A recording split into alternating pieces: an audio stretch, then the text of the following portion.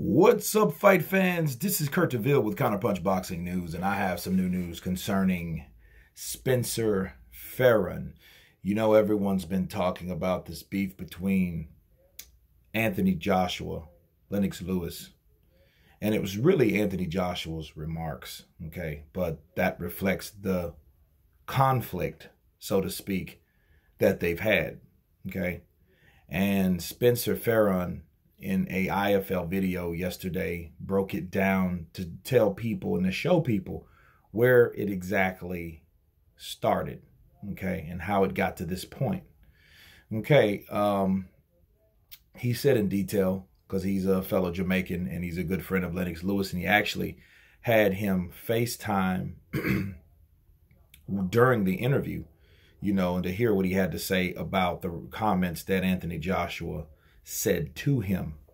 And of course that was in a Sky Sports all-exclusive interview that he had yesterday, which I'll get to that as time permits in another video. But anyway, backstory on Lewis and Joshua.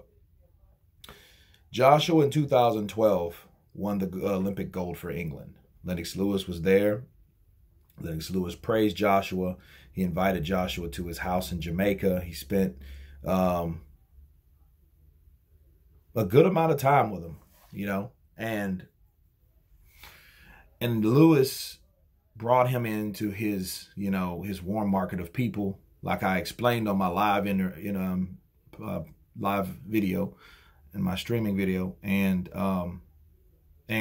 he wanted Joshua to sign with him when he was going to turn pro, okay? And that was the assumption, okay? That was the goal for Lewis. Lewis wanted to bring this new kid on the block out, you know what I mean? The new golden boy, but from Britain. He wanted that opportunity to promote him, okay? He wanted to do like a Rocky versus Tommy Gunn like situation, okay? And it was one of those things where he, I guess, intended or assumed that Joshua was going to do that. Joshua went back to Great Britain and he signed with someone else. Okay, that's the first draw. Second draw is when Joshua was moving up rapidly in the ranks and he was fighting championship guys, and he had his biggest test, which was Vladimir Klitschko. He won, and Lennox Lewis, of course, was there also, and he wanted to congratulate the young lad, the young champ, in his victory, but was turned around at the dressing room door, you know, and that was strike two. And really, I feel that after that, Lennox Lewis felt, first of all, rejected. Second of all, unappreciated, okay? So he was rejected because, you know, AJ turned him down, which Spencer Fearon, in Joshua's defense, said he would have done that too. He would have went with Eddie Hearn because look how his career went. Look at all the money he's made and the endorsements. It's about how you're promoted. He was promoted well over that. And he was unappreciated, he feel. You know, the hospitality he gave to Joshua in Jamaica with his family. You know, I doubt Lewis does that with everyone because as far as I know, Lewis has been a private person. You know, he didn't really bring a lot of people in his inner circle. So he intended for Anthony Joshua to sign with him, okay? So I guess because he didn't sign with him, you know, that was the rejection.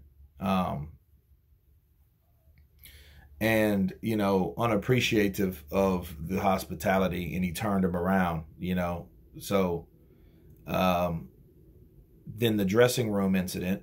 Now, here's the thing. During that stream, a lot of people asked some great questions, like, how do you know Joshua even knew he was out there? You know, and that was a good question. We don't know if he knew Joshua was out there, you know, and I think that was one of the reasons where Lewis, you know, started this criticism, you know, because he's been overly critical of Joshua and his career and decisions that he makes without being in his career. You know what I'm saying? So I think, honestly, that now looking at the whole situation where Joshua rejected him and then turned around and restricted him from coming into him. He felt unappreciated and rejected. So I think then, since Lewis had this mindset of wanting to train him, or promote him rather, I think he already had his plans and mentally on what he wanted Joshua to do. And in fact, now you can see the way he wanted to promote Joshua. He was going to have Joshua doing, that's why he had all these particular comments to say about Joshua, because he had him in mind of promoting him. Now I understand that, because I used to ask, like, well, why is Lewis talking about business, but then says he doesn't know exactly the characteristics, of what's going on. And I'm pretty sure he knew enough to make a decision, but the thing is, it was just, it stuck out like a sore thumb, where you were always criticizing Joshua, but not Deontay Wilder. The thing was, he wasn't interested in promoting Deontay Wilder. He wasn't he wasn't the gold medalist. He was the bronze medalist. Okay. He wasn't the guy that was likely to make a lot of money or to make a big bang. He wanted to bring Joshua over to America. Why do you think Lewis is always saying, well, he needs to come to America? He's all over there with the British, because he wanted him over there, because that's exactly what Lewis would have done with Joshua's career had he had control of it. Okay. So now it makes more sense that way, when you hear Lewis say that about Joshua, because he had Joshua in mind and he scouted out for Joshua. Okay. And Joshua just decided to go another route, which, Lewis felt rejected, and then, and then Spencer went on and he called Lennox Lewis FaceTime, and Lennox Lewis basically didn't really give too much emotion into it. He said this, he said that the excuse for what Anthony Joshua was saying, first of all, I forgive him in advance.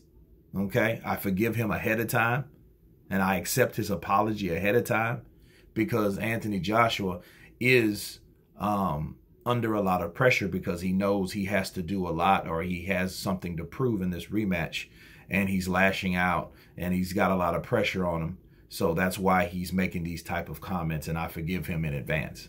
That's basically what he said, So Lewis really didn't come to that. Of course, we heard his tweets, and I've already covered that with his tweets in other videos, so we don't have to go through that. But in the FaceTime with Spencer, nah, he really wasn't, upset. He was just like, oh, I understand why he's acting like that. So that explains in a nutshell what's going on, or what, the explanation of the beef, the backstory to the present day, and all that good stuff, So it was a very good interview. I will send the link below, let you guys check it out as in its entirety, in case I missed anything, because he did have a lot to say about that, but that was the bulk of the story, and it just gives you another perspective to show, okay, well, why is Lewis doing this? Why did he do that? And, having more of an open mind on it. You know what I mean? And because Joshua, did go in hard.